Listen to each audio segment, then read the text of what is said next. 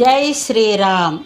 ఈ వీడియోలోనండి మనకి దొరికేటువంటిదేను చక్కటి కూరను తయారు చేసేటువంటిది చూపిస్తానండి. అయితే ఆ చూపించే ముందర కొత్త వాళ్ళందరూ కూడా సబ్స్క్రైబ్ చేయండి, పక్కనున్న బెల్ ఐకాన్ని నొక్కండి. మరి ఆ కూర ఏమిటి, దానికి కావలసిన పదార్థాలు ఏమిటి, ఇలాంటి విషయాలను తెలుసుకుందాము. ఆ కూర పేరు పనస గింజలు కొబ్బరి కూర అండి. పనస గింజలు కొబ్బరి కూర. ఆ కూరని తయారు చేస్తూ కొన్ని విషయాలను చెప్పుకుందామండి. అయితే ఆ కూరకి కావలసిన పదార్థాలు ఏమిటో మీకు చూపిస్తున్నాను, చూడండి. పనస గింజలు అనేటువంటిది అందరికీ తెలుసు. ఇక ఇలా ఉంటాయండి. ఇలా ఉన్నటువంటి గింజలను ఏం చేయాలంటే అండి, ఇలాగ ఒక బండ తీసి గచ్చు మీదో లేకపోతే గుంటలోకో ఇలా కొట్టుకోవాలండి. ఇలా కొట్టుకుంటే ఈ పైన ఉన్నటువంటి పొప్పరు తీసేయాలండి. ఇగో ఇలాంటి పొప్పరు వస్తుందండి.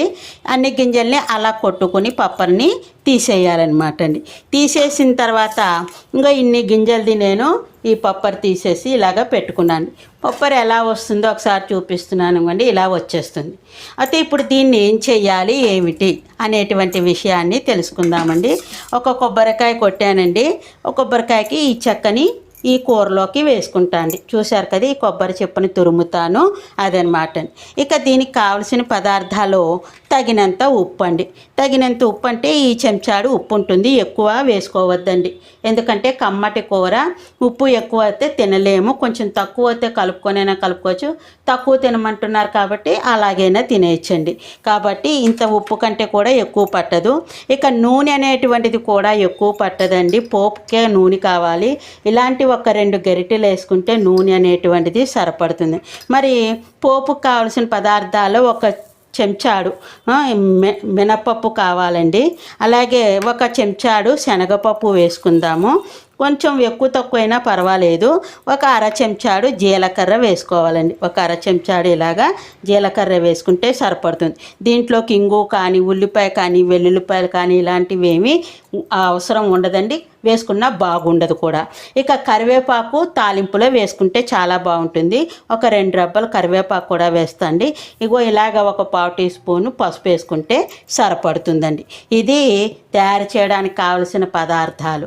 అయితే చాలా సులువుగా ఒక దంచుకుని పొట్టు తీయడమే కొంచెం ఆలస్యం అనిపిస్తుందండి.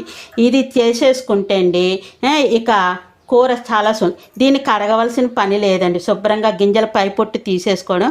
మనం ఇంకా శుభ్రం కావాలనుకుంటే ఒకసారి కొంచెం ఇసుక అలాంటిదైనా అయ్యిందనుకుంటే కనుకనండి ఒకసారి కడిగేసుకుని మామూలుగా నీళ్లు పోసేసి ఉడికించుకోవాలండి. నేను మంచిగా గుంటలోకే దంచుకున్నానండి ఇలాగా.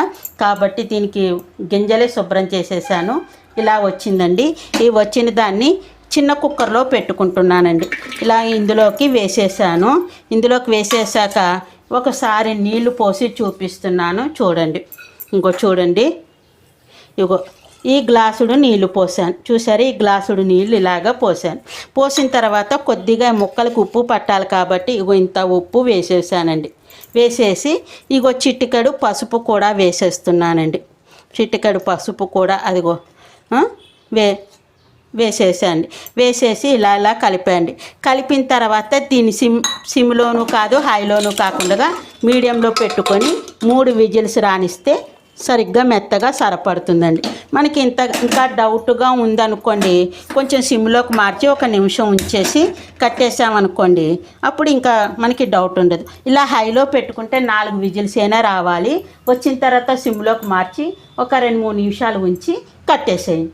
ఇది ప్రాసెస్ అనమాట. నేను మీడియంలోకి అదిగో మంట మార్చేసాను. ఇక మనకి కావలసిన దాంట్లో కారం కూడా మీకు చెప్పానో లేదో నాకు గుర్తు లేదు. అంటుకోవాలంటే ఇలా కారం 1/2 టీ స్పూన్ వేసుకుందాం. కొంతమంది చంటి పిల్లలు అది ఉన్నారంటే ఎండుమిరపకాయలు తెలుసు కదండి, ఒక 4 కాయలు తీసుకుని ముక్కలు చేసేసి పోపులో వేసుకోండి. కమ్మగా ఉంటుంది. ఇదనమాట. అయితే ఇది ఉడికే లోపల ఈ కొబ్బరి చెప్పని ఇలా పెట్టి కంచంలోకి పెట్టి తురిమేస్తానండి. అది సంగతి. కుక్కరు విజిల్ వచ్చేసిందండి, మూత తీసేసాను. ఇదిగో చూడండి, మీకు చూపిస్తున్నాను. ఇంకో బాగా కనపడుతుందా మీకు? ఇలా వచ్చిందండి. ఇలా వచ్చిన దాన్ని ఒక గరిటెతోటి మీకు చూపిస్తున్నాను. ఇగో చూసారండి, చక్కగా ఉడికింది. పైన ఎక్కడైనా మనకి ఇలాంటిది ఉండిపోతే విడిగా వచ్చేస్తుందండి. అర్థమైంది కదా? ఇది తినలేము. ఇది మామూలు ఆవకాయలో మీకు ముక్కకి ఎలా ఉంటుందో పనసగింజ కూడా పైన తొక్క ఎలా ఉంటుంది. ఇప్పుడు మనం ఈ కుక్కర్లోది ఇలా ఉంచేసుకుని ఇదిగో మూకుడు పెడుతున్నానండి. మూకుడు పెట్టి స్టవ్ వెలిగిస్తున్నాను. మంటను చూడండి, మీడియంలోనే ఉంచుకుంటాను పోపుకైనా సరేను. అలా మంట ఉంది కదండి. ఇప్పుడు 2 టేబుల్ స్పూన్లు నూనె వేస్తున్నానండి. అంటే అదే మేము నూనె వాడుకునే గరిటెతోటి 2 గరిటెలు వేసానండి. వేసిన తర్వాత ఇప్పుడు మీకు నేను నా చేత్తో చూపిస్తున్నాను. ఇగోండి, ఇది పెద్ద టీ స్పూనుడు మినప్పప్పు అండి. ఇంతే శనగపప్పు కూడా తీసుకుంటాను. ఒక గింజ ఎక్కువ తక్కువైనా ఏమీ నష్టం లేదండి. ఇదిగో ఇది శనగపప్పు. ఇక జీలకర్ర కూడానండి. ఇగోండి జీలకర్ర ఆరోగ్యానికి చాలా మంచిది కదా, అందరికీ తెలుసు. ఆల్రెడీ పసుపు వేసేసాను, ఉప్పు వేసేసండి. ఈ పోపుని ఇలా కలుపుతూ ఉంటాను. ఇగో కరివేపాకు రొబ్బలు పైనుంచి చెట్టువి తెంపుకొచ్చిన ఆకులండి. 4 ఆకులు కోసుకొచ్చాం కదా, ఒక ఆకు నుంచి 2 ఆకులు ఇందులోకి వేస్తానన్నమాట. అయితే మనం ఒక నీతిని మోరల్ అంటారు కదండి, దాని గురించి చెప్తున్నాను. వెళ్ళిపోయినటువంటి కాలం, అలాగే వెళ్ళిపోయినటువంటి వయసు తిరిగి రాదండి. ఎందుకంటున్నామంటే ఇప్పుడు 30 ఏళ్ళు వచ్చిన వాళ్ళకి 31 వస్తుంది, కానీ 29కి వెళ్ళం కదండి. అంటే వెళ్ళిపోయిన వయసు కూడా మనకి తిరిగి రాదు. అలాగే కాలం కూడా అండి. మనం ఏదో పని అనుకుంటామండి, 5 గంటలకల్లా లేచి చేద్దామని, కానీ చెయ్యలేదు, 7 గంటలకి లేచామండి. ఆ పని అనేటువంటిది వెనక్కి పడిపోవడం అనేటువంటిది జరుగుతుంది కదా. అందుకోసమని తిరిగి రానివేటి ఏమిటంటే అండి, కాలం ఒకటి, వయసు ఒకటి. ఈ 2 వెళ్ళిపోవడమే కానీ తిరిగి వెనక్కి రావటం అనేది జరగదండి. అలాగే యమునా నది కూడా అండి ముందుకే ప్రవహిస్తుంది కానీ వెనక్కి వెళ్ళదండి. అందుకోసమే యమధర్మరాజు, యమునాదేవి అనేటువంటిది మనం ప్రతిరోజు స్మరించుకుంటే అండి మనకెంతో మంచి జరుగుతుందండి. అందరూ కానీ ఏమిటో అనుకుంటారు, కానీ యమధర్మరాజుని, యమునాదేవిని, ఆ శనేశ్వరుని, శనైశ్వరభ్యై నమః అని చెప్పుకున్నాం అనుకోండి, అందరూ శని అంటారండి. అలా అసలు అనకూడదండి. ఎందుకంటే మనకి కర్మకారకుడు ఎవరంటే శనైశ్వరుడేనండి. శనైశ్వరుడు అని పలకాలండి. అంటే ఈశ్వరుడితో సమానమైనటువంటి వాడండి. కాబట్టి మనం కొన్ని మంచి విషయాలు తెలుసుకుంటూ ఇలా వంట చేసుకున్నాం అనుకోండి, చాలా మంచిగా ఉంటుంది. అంతేకాదండి, నన్ను కొంతమంది సోది అని అంటున్నారు. ఏదో తెలిసిన విషయం చెప్పాలని ఆతృతతోటి కొన్ని విషయాలు చెప్తూ ఉంటాను.